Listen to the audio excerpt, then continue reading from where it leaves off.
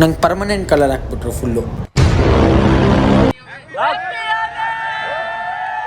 So ನಾವು ನಮ್ಮ ಏರಿಯಾದಲ್ಲಿ ಹೋಲಿ ಆಡೋಕ್ಕೆ ಸ್ಟಾರ್ಟ್ ಮಾಡಿದ್ರಿ. ಮುಂಚೆ ಎಲ್ಲರೂ ವೈಟಿಗಿದ್ರು, ಬಟ್ ಹೋಲಿ ಸ್ಟಾರ್ಟ್ ಆಗಿದ ತಕ್ಷಣ ಎಲ್ಲ ಗೋಲ್ಡನ್ನು, ಪಿಂಕು ಆ ಥರ ಆಗೋದು. ನಾವು ಆಡೋ ರೀತಿಯೇ ಬೇರೆ. ರೋಡಲ್ಲಿ ಮಲ್ಸ್ಕೊಂಡು ಅವ್ರುಗಳು ಬಟ್ಟೆಗಳು ಹರಿದಾಕಿ, ನನ್ನ ಟೀ ಶರ್ಟ್ ಎಲ್ಲ ಫುಲ್ ಹರಿದಾಕ್ಬಿಟ್ಟವ್ರೆ.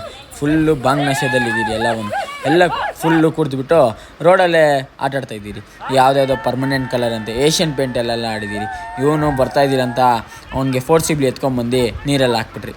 ನಾವು ಫುಲ್ಲು ಕಿರ್ಚಾಡ್ಕೊಂಡು ರೋಡಲ್ಲಿ ನಾವು ಮನೆಗೆ ಬಂದ್ರಿ. ಆಮೇಲೆ ನಮ್ಮ ತಂಗಿ ಮತ್ತು ಅಕ್ಕ ಜೊತೆ ಆಟಾಡ್ಕೊಂಡು ಸ್ವಲ್ಪ ಹೊತ್ತು ಡ್ಯಾನ್ಸ್ ಆಡ್ಕೊಂಡಿದ್ರಿ.